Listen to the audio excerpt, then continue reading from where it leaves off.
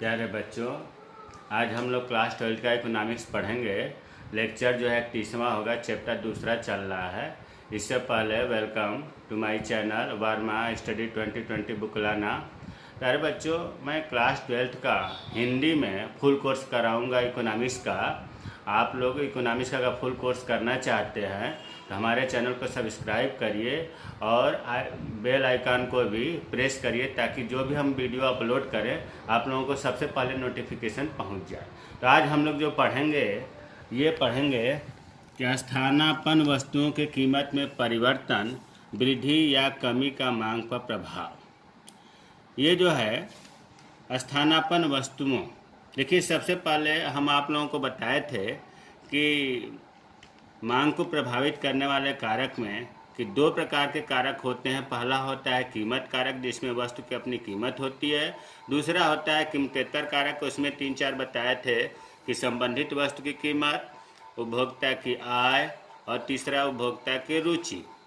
तो इसमें जैसे मान लीजिए कि सबसे पहले अगर हम लिखते हैं संबंधित वस्तुएं।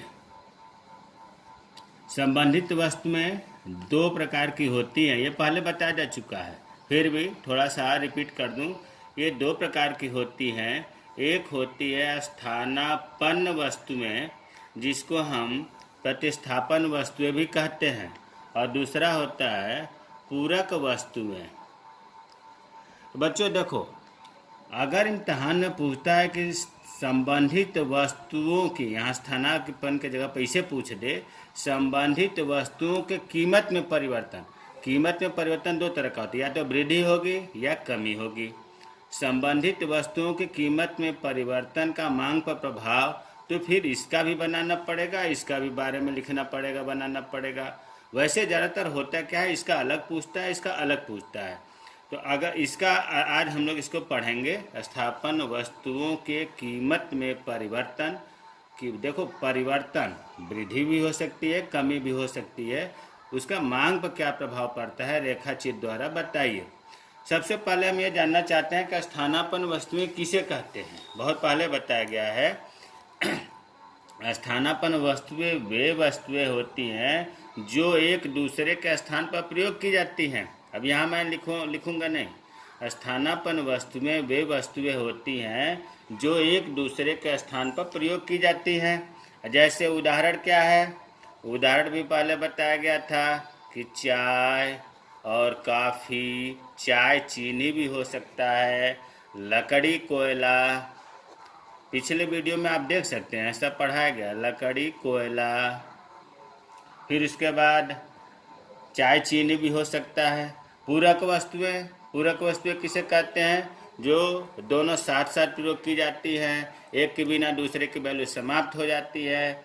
जैसे पेन और स्याही, पेन के बिना स्याही की कोई वैल्यू नहीं है, दोनों साथ साथ प्रयोग होता है। फिर स्कूटर और पेट्रोल। आज जो है हम इसके बारे में पढ़ेंगे, स्थानापन्न वस्तुओं के बारे में, कि स्थानापन्न वस्तुओं की कीमत में अगर वृद्धि होती है या कमी होती है तो मांग पर, डिमांड पर क्या प्रभाव पड़ता है। लेकिन बच्चों देखो, इसे पढ़ने से पहले हमें कुछ बात समझ लेना चाहिए। जैसे पहला, स्थानापन्न वस्तुओं में बताया गया है, इसी उदाहरण को अगर ले लें तो हमने बताया था कि अगर चाय की कीमत में वृद्धि होती है तो क्या होगा, कॉफ़ी की मांग बढ़ जाती है। और अगर चाय की कीमत में कमी होती है, कमी में नीचे एरो बनता है, तो कॉफ़ी की मांग घट जाती है। ये बहुत पहले बताया जा चुका है कि चाय की कीमत में जब दाम बढ़ता है तो लोग ये सोचते हैं कि जब चाय महंगी हो गई तो हम क्यों चाय पिए, काफ़ी क्यों न पिए, काफ़ी की मांग बढ़ जाती है। और जैसे ही चाय की कीमत घटती है फिर लोग काफ़ी छोड़कर चाय का प्रयोग करने लगते हैं। तो इसमें देख रहे हैं कि कीमत में वृद्धि हो रही है तो मांग में वृद्धि हो रही है, कीमत में घट रही है तो मांग घट रही है। इसीलिए हम कहते हैं कि इन दोनों में प्रत्यक्ष संबंध है। प्रत्यक्ष संबंध। अब हम यहाँ पूरक वस्तुएं नहीं पढ़ेंगे क्योंकि अभी इसके बारे में पढ़ रहे हैं। प्रत्यक्ष संबंध ये चीज़ आपको बताया जा चुका है, फिर भी हम दूसरी बार रिपीट कर रहा हूँ। दूसरा चीज़ आपको ये ध्यान रखना है कि पहले बताया जा चुका है मांग को प्रभावित करने वाले कारक में कि जब मांग बढ़ती है, क्या हमने बताया, मांग बढ़ने पर मांग वक्र जो है, मांग वक्र दाईं ओर खिसकता है, दाईं ओर खिसकता है। जब मांग में वृद्धि होगी तो मांग वक्र कहाँ, दाहिनी ओर खिसकेगा। और इसका उल्टा मांग घटने पर मांग वक्र क्या होगा, बाईं ओर खिसकता है। यह भी चीज़ याद रखना है, ये पहले भी बताया जा चुका है। तीसरा जो याद रखना है वो ये है कि देखो जैसे चाय और कॉफ़ी में हम परिवर्तन देखेंगे तो अगर चाय की कीमत घट रही हो या बढ़ रही हो तो ग्राफ जो बनेगा वो कॉफ़ी का बनेगा। या इसका उल्टा कर दीजिए, कॉफ़ी की कीमत घट बढ़ रही हो तो ग्राफ चाय का बनेगा। अक्सर इम्तहान में क्या करते हैं बच्चे कि चाय का कीमत घटा बढ़ा रहे हैं, ग्राफ भी चाय का बना देते हैं जो गलत हो जाता है, या कॉफ़ी की कीमत को परिवर्तन कर रहे हैं और कॉफ़ी का ही। तो नहीं बच्चों, ये चीज़ ध्यान देना है कि अगर चाय की कीमत घटा बढ़ा रहे हैं तो ग्राफ कॉफ़ी का बनेगा, और कॉफ़ी की कीमत घट बढ़ रही है तो चाय का बनेगा, अपोजिट होता है। ये जो तीन चीज़ें हैं ये फंडामेंटल है। अगर ये प्रश्न आ जाता है इम्तहान में कि स्थानापन्न वस्तुओं की कीमत में परिवर्तन का मांग पर क्या प्रभाव पड़ता है, ये चीज़ नहीं लिखना है। अब जो मैं बताऊंगा उसे लिखना है। तो मैं इसलिए बताया था कि अगर ये तीन बातें आपको नहीं समझ में आ रही हैं तो आगे हम जो बताएंगे वो चीज़ नहीं समझ में आएगी। तो अब इसका उत्तर यहाँ से शुरू होगा। सबसे पहले ग्राफ बनाएंगे, एक बार वृद्धि करके मूल्य में देख लेंगे, एक बार कमी करके देख लेंगे, फिर इसका व्याख्या करेंगे। तो सबसे पहले चित्र बनाते हैं। जैसे सभी चित्रों में जनरली बनता है वैसे इसमें भी बनाएंगे। O X Y। अब देखिए सबसे इसमें दो कंडीशन है, चाय की कीमत घट बढ़ी है, कॉफ़ी की। चलिए हमने चाय की कीमत घटाएंगे बढ़ाएंगे। तो जब चाय की कीमत घट बढ़ रही है तो ग्राफ कॉफ़ी का बनेगा, चित्र कॉफ़ी का बनेगा। तो यहाँ लिखेंगे कॉफ़ी की मांग, इस साइड में मांग होता है, इस साइड में कीमत होता है। यहाँ लिखेंगे कॉफ़ी की कीमत। अब ये चीज़ क्लियर हो गया कि चाय की कीमत घट बढ़ रही है जबकि कॉफ़ी की नहीं घट बढ़ रही है, तो कॉफ़ी का ग्राफ बनेगा। अब देखो ध्यान से देखना, अगर अभी फुर्सत ना हो तो बाद में देख लीजिएगा, बीच में छोड़ने से समझ में नहीं आएगा। अब देखिए सबसे पहले हम मांग वक्र बनाते हैं। ये कोई नई चीज़ नहीं है, मांग वक्र को हम कहते हैं डी। और इसके बीच में हमने चलो मान लो कि कोई मूल्य निर्धारित कर लिया, ये सब चित्र बना है। इधर हमने रख दिया P, कॉफ़ी की कीमत हो गई P और मांग हो गया Q। ये चीज़ आपको क्लियर हो गया। कॉफ़ी P मूल्य है, मतलब OP कीमत पर OQ मांग हो रही है। देखो अर्थशास्त्र की भाषा में कैसे बोलते हैं, OP कीमत पर, इधर कीमत है ना, OP कीमत पर OQ मांग हो रही है। अब अगर हम P को मान लो कॉफ़ी का दाम रख लें, मान लो 800 रुपये किलो, 800 रुपये प्रति किलो। अब ये चीज़ हमारा क्लियर हो गया कि 800 रुपये किलो जब कॉफ़ी था तो मांग वक्र जो है इस पॉइंट पर था, चाय मतलब कॉफ़ी का मांग वक्र।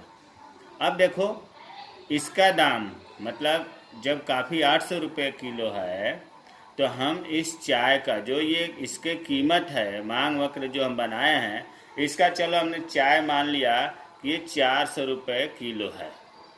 400 रुपये प्रति केजी। किसका? चाय का। चाय का ध्यान दो, चाय का, क्योंकि चाय का ही हम दाम घटाएंगे बढ़ाएंगे। देखो चाय की कीमत घट बढ़ रही, चाय का दाम घटाएंगे बढ़ाएंगे, लेकिन कहा जाएगा कॉफ़ी की मांग वक्र। जब 400 रुपये प्रति किलो चाय की कीमत थी तो कॉफ़ी की मांग ओ क्यू थी। हमारे बात पर ध्यान दीजिएगा। जब चाय की कीमत 400 रुपये प्रति किलो थी तो कॉफ़ी की मांग ओ क्यू थी। अब मान लो कि चाय की कीमत बढ़ गई। जब चाय की कीमत बढ़ गई, यहाँ लिखा है कि चाय की कीमत बढ़ गई तो कॉफ़ी की कीमत बढ़ गई। तो सबसे पहले हम चाय की कीमत बढ़ाते हैं, तो इसके समानांतर एक और मांग वक्र खींचेंगे। इसका नाम रख दिया हमने D1। D1। अब देखो इस मांग वक्र पर 400 रुपये किलो था, इस मांग वक्र पर मान लिया कि 600 रुपये प्रति किलो कीमत चाय की हो गई। चाय की कीमत हो गई, इतना ये बढ़ गया। एरो भी दिखाएंगे ऐसे। अब ध्यान दो, जैसे ही चाय की कीमत बढ़ी, देखो यहाँ क्या होता है, चाय की कीमत बढ़ने पर कॉफ़ी की मांग बढ़ती है। कॉफ़ी की मांग वो क्यों थी, जैसे ही रेट बढ़ा, अब ये मांग जो है मांग वक्र, इसे हम आगे बढ़ाएंगे। यहाँ अगर हम ई नाम रखे हैं तो ये E1 हो गया, फिर इसे हम यहाँ मिला देंगे और ये हो गया Q1। अब फिर समझिए, जब चाय की कीमत 400 रुपये किलो थी तो मांग कितना था, OQ था। और जैसे ही रेट बढ़ गया चाय का, लोग चाय की कीमत महंगा होने की वजह से कॉफ़ी का यूज करने लगे, चाय को छोड़ दिए, तो कॉफ़ी की मांग हो गई OQ1। मतलब इतना बढ़ गया मांग। जब इतना बढ़ गया तो क्या हुआ, विस्तार, मतलब कॉफ़ी की मांग Q से Q1 बढ़ गई। ये वृद्धि का हो गया। अब अगर हम कमी करेंगे, इसमें लिखा है कि चाय की कीमत कम होती है तो कॉफ़ी की मांग कम होती है, और कॉफ़ी की मांग जब कम होंगी तो मांग वक्र बाएं खिसकेगा। मैं पहले ही बता दिए हूँ कि मांग बढ़ने पर, देखो मांग बढ़ी थी तो मांग वक्र दाहिने खिसका, इसके दाहिने है इधर, इसके बाएं है। जब मांग घटने पर मांग वक्र बाईं ओर, अब लेफ्ट साइड, इधर लेफ्ट होता है, तो इसके पैरेलल समानांतर हम खींचेंगे। ये D1 हो गया, तो इसे रख देंगे D2। ये इधर जो है खिसका है लेफ्ट साइड में, ये राइट साइड में था। अब देखो इस पर 400 रुपये किलो जनरली था दाम चाय का, अब ये घट करके मान लो कि इसका दाम हो गया 200 रुपये। 200 रुपये प्रति केजी चाय की कीमत हो गई। जब चाय की कीमत 200 रुपये किलो हो गई तो लोग क्या करने लगे, अब लोग जो है सोचने लगे कि काफ़ी, ये देखो ना चाय की कीमत घट गई तो फिर चाय पर लोग आ गए, कॉफ़ी की मांग घट गई, तो फिर ये जो पॉइंट है इस पर हम खींचेंगे। ये हो गया आपका E2, ये Q1 था, चलो इसे हमने Q2 मान लिया, लेटर कुछ भी मान सकते हैं। तो ये जो है आपका इतना घट गया, चाय की कीमत बढ़ते ही जो मांग OQ थी अब वो घट करके OQ2 हो गई। तो प्यारे बच्चों देखो इस चित्र को ध्यान से समझिए एक बार फिर। मैं इसकी इम्तिहान में क्या करना है, जब प्रश्न आ जाएगा, अगर प्रश्न इसमें दो तरह का बनना है कि स्थानापन्न वस्तुओं की कीमत में वृद्धि होने पर मांग पर क्या प्रभाव होगा। तो वृद्धि होने पर तो ये 400 था, फिर 600, ये नीचे वाला नहीं बनाएंगे। अगर पूछता है कि स्थानापन्न वस्तु की कीमत में कमी होने पर तो ये वृद्धि वाला नहीं बनाएंगे, इधर वाला बनेगा। अगर पूछता है कि स्थानापन्न वस्तु की कीमत में परिवर्तन, मतलब वृद्धि और कमी दोनों, तो ये चीज़ बनेगा। इसका व्याख्या भी होगा। व्याख्या हमने जो है पीछे ये लिख दिया है, व्याख्या ये चीज़ लिख दिया गया है। इसे जब आप, ये वृद्धि का हो गया, ये कमी का हो गया, ये वृद्धि का हो गया, ये कमी का हो गया। तो व्याख्या ये तो लिख दिया उनके लिए जिनको इधर चित्र समझ में नहीं आया, तो इसकी सहायता से वो चित्र को समझ लेंगे, बना लेंगे। फिलहाल हम जो है व्याख्या इसी को हम समझाएंगे। एक बार रिपीट कर दे रहे हैं, व्याख्या कैसे लिखेंगे। देखो, व्याख्या लिखेंगे कि काफ़ी चित्र की देखते हुए जो अक्षर लिखे हैं उसी का वर्णन करेंगे।